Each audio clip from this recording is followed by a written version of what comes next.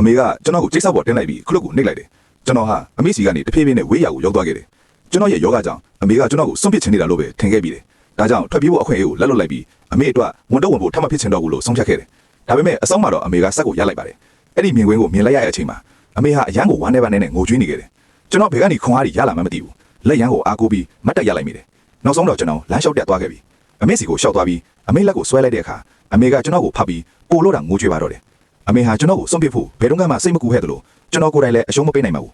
လူမိုက်တွေကကျွန်တော်ကိုလာအနိုင်ကျင့်တဲ့အခါကျွန်တော်အရန်ကြောက်ခဲ့ပေမဲ့အမေကိုမြင်လိုက်ရတဲ့ခဏမှာပဲပတ်စံတွေကိုချက်ချင်းပြန်လွတ်ပြီးထွက်ပြေးခဲ့ပါတယ်ဒါဟာကျွန်တော်ပထမဆုံးအချိန်ပြေးတက်ခဲ့တာပါအမေဟာအံ့အားသင့်သွားပြီးကျွန်တော်ကိုချက်ချင်းပဲအားပေးပါတော့တယ်နောက်လက်ကြည့်လိုက်တဲ့အခါလူမိုက်တွေကြံရက်ခဲ့ပြီးနောက်ဆုံးမှာတော့အမေနားကိုရောက်သွားပြီးအန်ရီယာကနေကင်းပေးခဲ့ပါတယ်အမေကကျွန်တော်ကိုကြည့်ပြီးဆုံးဖြတ်ချက်တစ်ခုချလိုက်တယ်အမေကျွန်တော်ကိုပြေးခုန်ပစ်အတင်းစီခေါ်သွားခဲ့ပါတယ်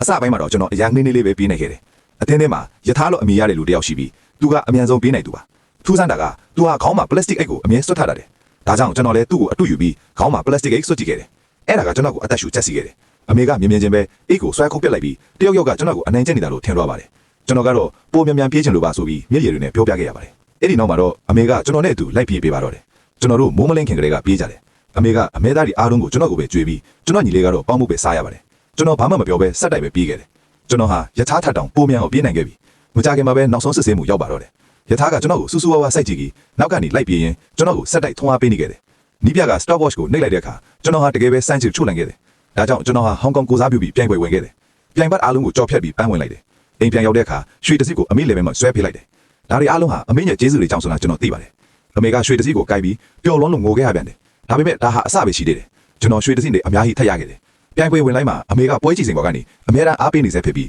အမေစီကနေကျွန်တော်ခွန်အား